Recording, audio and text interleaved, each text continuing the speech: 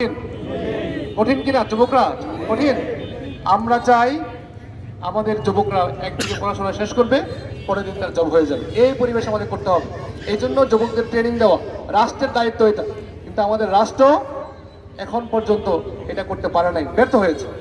আমরা চাই আমাদের রাষ্ট্র এমন পড়াশোনার সিস্টেম করবে, এমন ট্রেনিংয়ের ব্যবস্থা করবে, তার পড়ালেখার শেষ করবে, চাকরি শুরু হয়ে যাবে।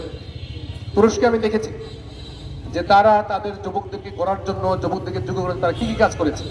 এবং আপনারা যদি খুশি হবেন যে সেখানে যদি কারো জব চলে যায়, তারা 1 বছর সর্বশেষ যে বেতন থাকে ওই বেতন সম্পূর্ণ তারা স্যালারি পায়। অনেক দেশে এটা আছে, জার্মানিতে এটা আছে, ইটালিতে এটা আছে, সিঙ্গাপুরে এটা আছে। আমরা কিন্তু করতে পারিনি। করতে পারছি? চাকরি চলে যাওয়া মানে ওই ফ্যামিলিটা নিঃস্ব হয়ে যাওয়া, কারো কোনো খেয়াল থাকে না। রাষ্ট্র তো খবরই নেই। খবর আছে? নাই।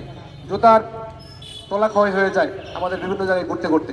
আমরা ইনশাআল্লাহ সরকার গঠন করলে কাউকে কোনো লবিং দিয়ে চাকরি করতে হবে না, কোনো ঘুষ তো প্রশ্নই ওঠে না। বাংলাদেশ জামাত ইসলামী একটি ঘুষ মুক্ত, দুর্নীতি মুক্ত দেশ করবে ইনশাআল্লাহ। কাউকে 1 পয়সাও চাকরির জন্য খরচ করতে হবে না ইনশাআল্লাহ। সেই ব্যবস্থা আমরা করব। আমরা চাই সরকারের লক্ষ লক্ষ চাকরি কিন্তু এখনো খালি আছে, শুধুমাত্র কিছু টাকা কামাবে বিভিন্ন মহল। এই কারণে বছরের পর বছর চাকরিতে লোক নেওয়া হয় না। জানেন এটা আপনারা? জানেন? আমরা ইনশাআল্লাহ 1 বছরের মধ্যে আমরা পরিকল্পনা করেছি যে 1 বছরের মধ্যে সকল নিয়োগ সম্পন্ন করব এবং কোনো ধরনের ঘুষ ছাড়া 1 টাকাও দুর্নীতি করতে কাউকে দিব না, দুর্নীতি আমাদের কেউ করবে না ইনশাআল্লাহ। আমাদের নেতা ডাক্তার শফিকুর রহমান বলেছেন যে আমাদের কোনো এমপিরা সরকারি প্লট নেবে না, আমাদের কোনো মন্ত্রীরা সরকারি ট্যাক্স ফ্রি গাড়ি নেবে না। আমাদের আলহামদুলিল্লাহ আল্লাহ আমাদের যে পেশা দিয়েছেন শিক্ষকতা, এটা নিয়ে আমরা আলহামদুলিল্লাহ খুশি আছি। এটা আমাদের জন্য এনাফ। আমি আমার জীবনটা যেহেতু আমার তুরস্কের এই লাক্সারিয়াস লাইফ রেখে চলে আসছি, আমি চিন্তা করে দেখেছি যে বাংলাদেশে কোনো টাকা দিয়ে ওই লাইফটাইম বাংলাদেশে পাবো না, কারণ আমাদের সারাউন্ডিংস আরো 50 বছর লাগবে সেই পরিস্থিতি করতে হয়।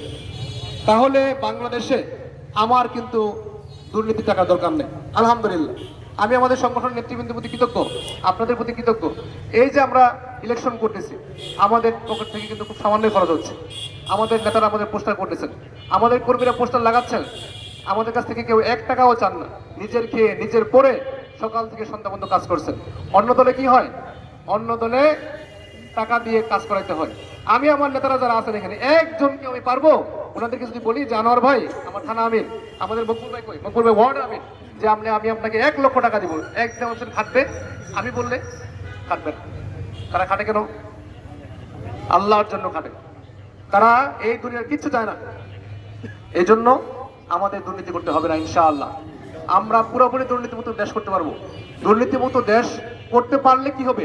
একটা উদাহরণ দিয়ে একটা গল্প বলে শেষ করে দেবো। সেটা হচ্ছে তুরস্ক থেকে একটা গ্রুপ আছে বাংলাদেশ, ডাক্তারদের গ্রুপ, একটা হসপিটাল করতে চায়। স্বাস্থ্যমন্ত্রীর সাথে দেখা করছে, 500 কোটি টাকা নিয়ে আসছে যে বাংলাদেশে আপনার একটা মফস্বল এরিয়াতে আমরা একটা হসপিটাল করব। ওই স্বাস্থ্যমন্ত্রী বলছে যে এই 500 কোটি আমাকে দেন, তাহলে আমি অ্যাপ্রুভ করে দেবো। ওই ডাক্তারদের ঠেকা লাগা নাই যে তারা হসপিটাল করবে আবার ঘুষও দিবে। তারা মালয়েশিয়া চলে গেছে। মালয়েশিয়ায় কেলেঙ্কার নামে একটা প্রদেশ আছে, যেটা হচ্ছে ইসলামপন্থী দল সেখানে ক্ষমতায়। সেখানে গিয়ে স্বাস্থ্যমন্ত্রীর সাথে দেখা করছে, গিয়ে বলছে যে আমরা একটা হসপিটাল করতে চাই, তুরস্ক থেকে আসছি। তখন তাদেরকে বিশাল একটা জমি দিচ্ছে, বলছে আপনাদের এই জমিটা আমরা দিলাম রাষ্ট্রের পক্ষ থেকে, আপনারা হসপিটাল করেন, যদি আরো কিছু লাগে আমাদেরকে জানাবেন। তারা সেখানে হসপিটাল করছে, করার পরে ওটা এখন চলছে। বাংলাদেশের যদি স্বাস্থ্যমন্ত্রী দুর্নীতিবাজ না হতো, এই গুটিয়ায়, এই গুশুলিয়ায়, এই টঙ্গিতে একটা হসপিটাল হতে পারতো না? পারতো কিনা? পারতো। এরকম অনেক প্রজেক্ট চলে যায় পকেটে, অনেক পকেট চলে যায়, অনেক টাকা চলে যায় কোথায়? বেগমপাড়ায় আছে না? বেগমপাড়া জানেন তো আপনারা? জি, আমাদের এই দেশের হাজার হাজার কোটি টাকা পাচার হয়েছে। সুতরাং আমরা চাই এই ধরনের ব্যবস্থাকে ভেঙে চড়ে নতুন একটা বাংলাদেশ গড়তে।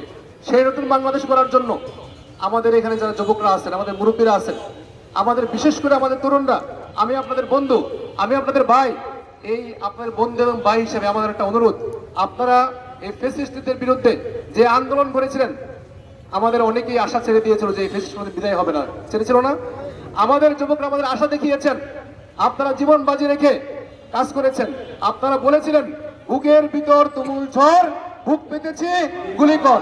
সেই যুবকরা কি পারবে আরেকবার দাঁড়িপাল্লার পক্ষে ঐতিহাসিক একটা পদক্ষেপ নিয়ে দাঁড়িপাল্লা জয়ের মাধ্যমে এই বাংলাদেশকে নতুন ভাবে গড়ে তোলার জন্য কাজ করতে পারবে ইনশাআল্লাহ, পারবে ইনশাআল্লাহ।